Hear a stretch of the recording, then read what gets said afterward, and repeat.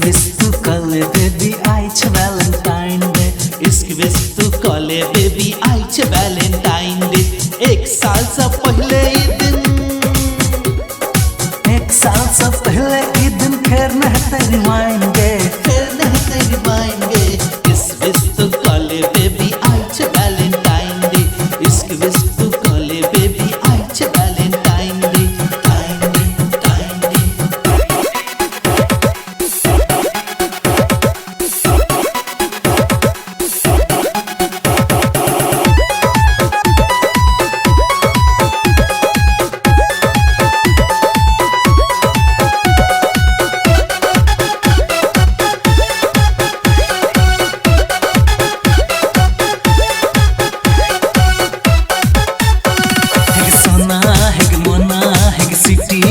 रानी गयारा दुलदारा हम सबके छतर माने सोना है मोना है स्वीटी है रानी गयारा दिलदारा हम सबके छतर माने। एक बेर कह दे आई लव यू एक बेर कह दे आई लव यू नहीं लग तू किछ पाएंगे नहीं लग तू किछ पाएंगे इस वस्तु कल बेबी आइच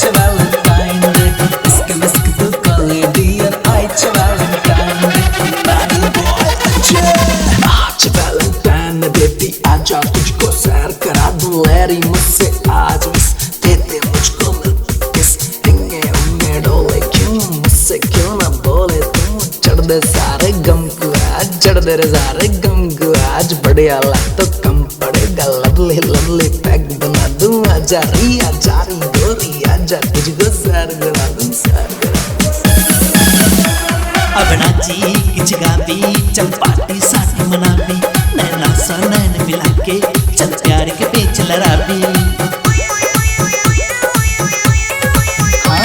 अब नाची किच गावी चल पार्टी साथ मनावी नैना सा नैन मिला के चल प्यार के पेच लड़ावी। कॉकटेल के पैक बना ले कॉकटेल के पैक बना ले Aich Deere wine day Aich Deere wine day इस विस्तृत